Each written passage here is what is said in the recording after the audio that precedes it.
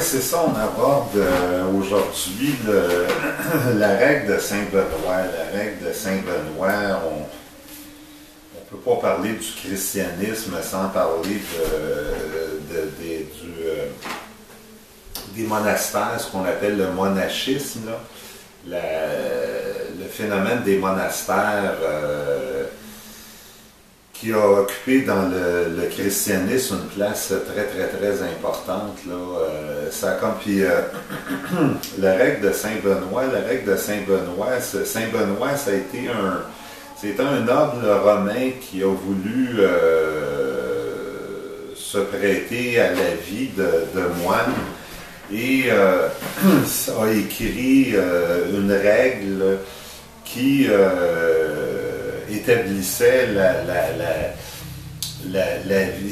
réglait, si on peut dire, la vie des moines dans les monastères. Cette règle-là, avec le temps, est devenue une véritable Bible de la vie des monastères. D'ailleurs, il y en a un bel exemple dans le film là, des dieux et des hommes. Si vous voulez une illustration, je ne peux vraiment pas en suggérer de meilleure que celle-là, celle du film des dieux et des hommes là, qui est sorti il n'y a pas longtemps sur les écrans, il y a un an à peu près de ça. Et on peut voir très bien là-dedans là, le rôle de l'abbé qui dirige, qui administre le monastère et les moines là, qui l'entourent. Fait que toutes les relations entre l'abbé et les moines, tout ça a été établi par la règle de Saint-Benoît. La règle de Saint-Benoît qui a été établie au 5e siècle, il y a 1500 ans de ça. Ça fait 1500 ans de ça, puis c'est encore appliqué aujourd'hui. Il n'y a jamais eu de règle qui a dépassé celle-là dans l'histoire des monastères. Là. Et juste pour vous donner une illustration, de l'importance non seulement de la règle de Saint-Benoît, mais de comment est-ce que les monastères bénédictins sont les monastères les plus importants. Si on demande au Québec quels sont les deux monastères qui viennent à l'esprit de chacun, il y a Saint-Benoît-du-Lac, avec Benoît, pas besoin de donner grand autre explication. Et l'abbaye d'Oka. Oka, c'est une abbaye cistercienne. Une abbaye cistercienne, ça vient de la ville de Cîteaux en France. Ça a été fondé par Bernard de Clairvaux au Moyen-Âge, le 11e, 12e siècle. Et Bernard de Clairvaux trouvait que les monastères français de l'époque s'éloignaient de la règle de Saint-Benoît. Et il a introduit cette nouvelle famille de monastères, les monastères cistériens, par lesquels il cherchait à ramener la vie des monastères plus conforme à la règle de Saint-Benoît. Donc, le cistercien, c'est des bénédictins, deux monastères. C'est juste vous illustrer l'immense place qu'a occupée la règle de Saint-Benoît. Et elle est reconnue aussi pour son extraordinaire justesse. Saint-Benoît avait une compréhension de l'âme humaine, de l'esprit humain, des réactions humaines d'une finesse incroyable. Et à travers sa règle, évidemment qu'il s'est servi de son vécu. C'est quelqu'un qui avait déjà, avant de commencer à écrire sa règle au Mont Cassin, c'est un Italien, on est dans le sud de l'Italie, avait déjà dirigé un monastère et donc s'est retrouvé au Mont Cassin et a éprouvé le besoin de mettre par écrit cette règle-là. Et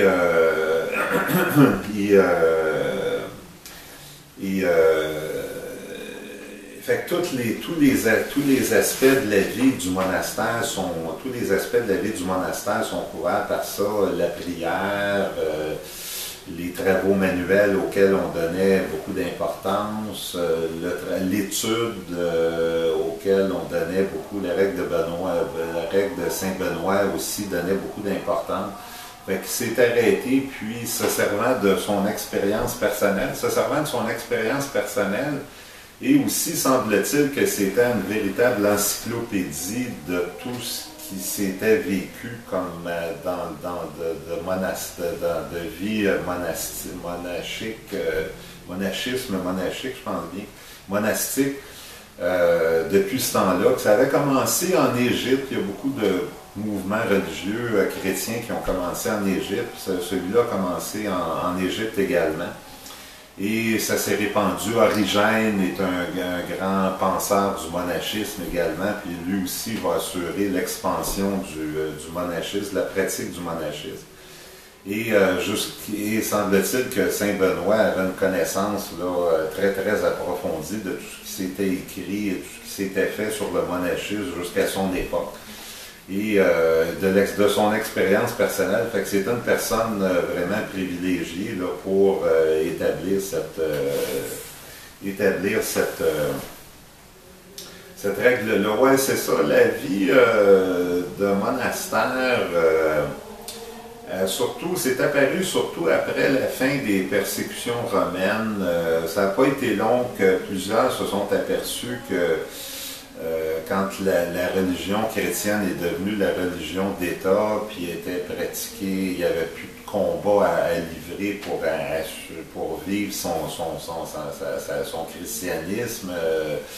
Il y a eu apparemment comme un relâchement dans la sincérité des croyances, un relâchement dans la pratique religieuse et tout ça, et certains ont éprouvé le besoin d'abandonner le monde et de se consacrer, vraiment consacrer leur existence à 100% à une imitation finalement de la vie du Christ. C'est ça finalement la règle de Saint Benoît, c'est une espèce de tentative d'imitation de la vie du Christ là, qui a essayé de s'éloigner du monde en général pour essayer, pour essayer de vivre en contact avec Dieu le plus étroitement possible. Évidemment, c'est des choses qui peuvent peut-être nous faire sourire aujourd'hui parce qu'on vit d'un monde aujourd'hui qui est tellement différent de ce monde-là, mais il faut comprendre que jusqu'à il y a une cinquantaine d'années, pendant près de 2000 ans, c'est selon ces concepts-là que l'humanité a vécu, et enfin, il me semble qu'on ne peut pas basculer ça par-dessus bord du jour au lendemain, là. C'est ça, il y avait l'idée de renoncer à la propriété, de renoncer au confort, de renoncer au mariage pour, encore une fois, là, se consacrer à 100% à la prière et à essayer d'établir un contact avec Dieu, finalement. Mais au moment où Saint Benoît arrive dans le portrait, arrive au 5e siècle, il ne faut pas croire que c'est lui qui a tout inventé, là. Il y avait déjà beaucoup l'idée de régler la journée selon un horaire avait déjà été établie avant lui. Il y avait une formation des novices qui avait été établie également. Au plan physique, au plan des lieux physiques, il y avait déjà là, le cloître avait déjà passablement été établi, la chapelle, le dortoir, l'atelier, l'hôtellerie pour recevoir les pèlerins, tout ça avait été passablement établi à ce moment-là. Tout ça vient encore une fois là, pas mal d'Égypte, là, où Origène avait eu beaucoup d'influence.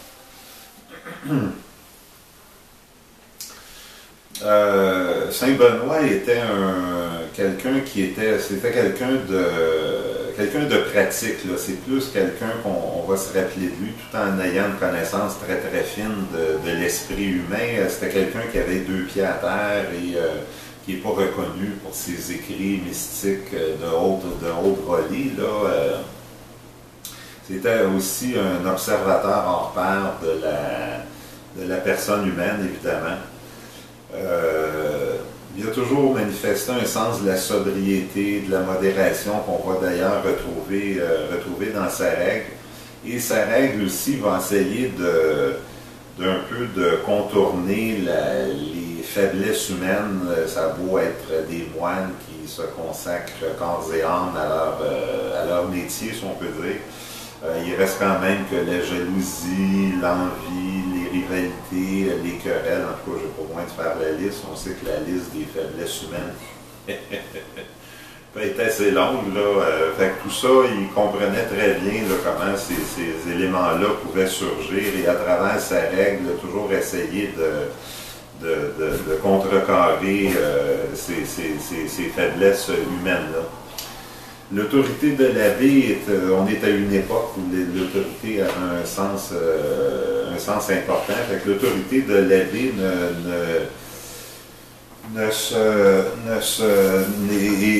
est quand même assez forte là,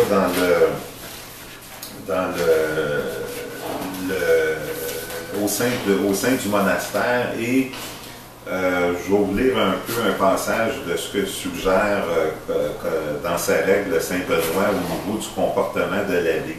Que l'abbé sache qu'il lui faut servir bien plus que dominer, qu'il haïsse les vices, mais qu'il aime les frères.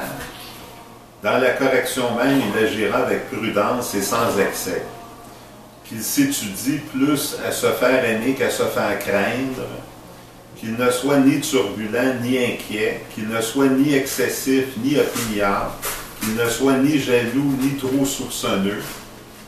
Dans ses commandements, qu'il sera prévoyant et circonspect, qu'il se conduira avec discernement et modération. Fait qu'on sent toujours là, d'éviter les réactions excessives. Tout est de question d'équilibre dans la règle de Saint-Benoît. Encore une fois, les prières chantées, les psaumes, là, les prières chantées avaient une grande importance donnée à ça. L'étude, on faisait des lectures de différents textes, pas seulement bibliques, là, après la journée aux moines. Le travail manuel, ceux qui devenaient moines, mais qui avaient certaines habiletés manuelles, on les exploitait, on travaillait dans les champs, on agrandissait le monastère, on faisait des travaux de réparation. Le travail manuel était très valorisé. Les repas, on tolérait le vin, évidemment, le Christ, le vin, quand vous lisez les évangiles, le vin est constamment présent. Là, fait que c'est la même chose dans les monastères. Évidemment qu'on n'en buvait pas, on n'abusait pas. Là, fait que c'est ça, recevoir les pauvres et les pèlerins et de recevoir les pauvres, pour ceux qui ont vu le film encore une fois des dieux et des hommes, vous pouvez voir comment est-ce qu'il y a un des moines qui est médecin, puis les heures folles qui passent dans la semaine à donner des consultations puis des traitements à des patients dans le sud de l'Algérie, là, c'est incroyable. Fait qu'encore une fois, la générosité, le don de soi sur lequel le Christ a beaucoup insisté est vraiment mis en pratique, là, non seulement par l'institution de l'Église, mais par les monastères au premier chef.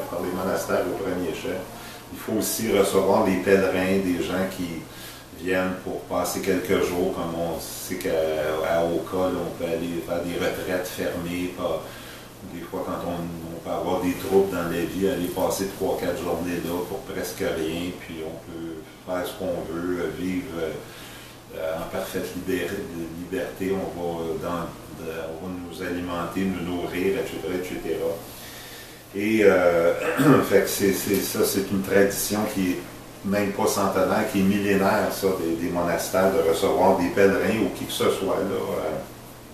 Il y a le pèlerinage de Saint-Jacques de Compostelle qui est peut-être le plus célèbre aujourd'hui, qui a été rendu célèbre par un auteur portugais, Coelho, là, qui peut être un exemple aussi de ça. Il y a beaucoup d'austérité. C'est pas, il y a des lits, on couche dans un dortoir, là, il n'y a pas d'intimité comme telle. Fait que c'est le dépouillement finalement. Sa règle va, à un moment donné, le mont Cassin va être détruit peu après sa mort, les Lombards, encore une fois, qui vont envahir la région, détruire le monastère. Et heureusement, les moines qui y vivaient c'est à peu près tout ce qu'ils vont avoir, c'est que leur vie va être sauvée, tout le reste va être emporté, sauf qu'il y en a un qui a réussi à sauver la fameuse règle de Saint-Benoît. C'est grâce à tout simplement ça qu'elle nous est parvenue aujourd'hui. Mais c'est le pape Grégoire le Grand qui a été le premier pape moine à devenir pape, qui va faire connaître la vie de Saint Benoît et propager la règle de Saint Benoît, qui va comprendre, lui, que ça a été un des plus grands papes de l'histoire apparemment. Il va comprendre, lui, que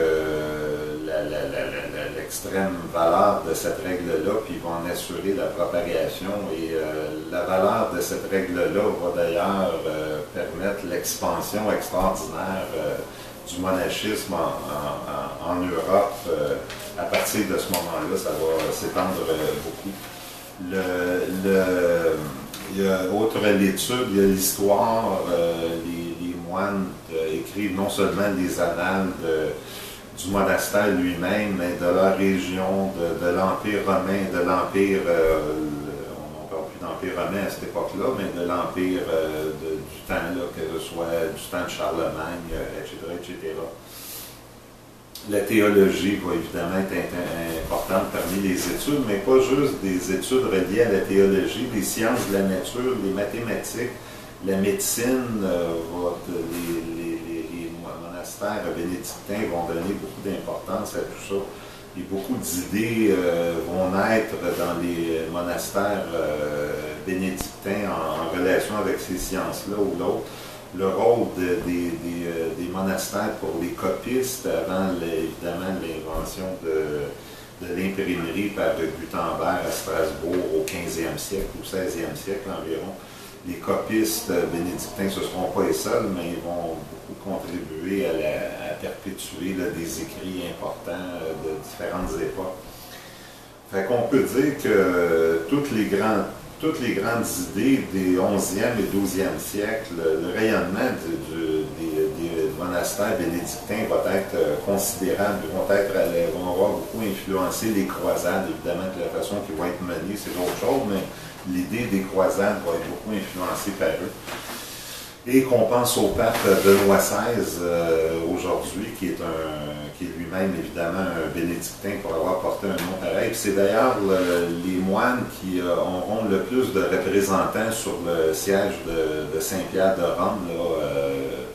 C'est eux qui vont avoir eu le plus de papes qui auront siégé sur le trône au Vatican.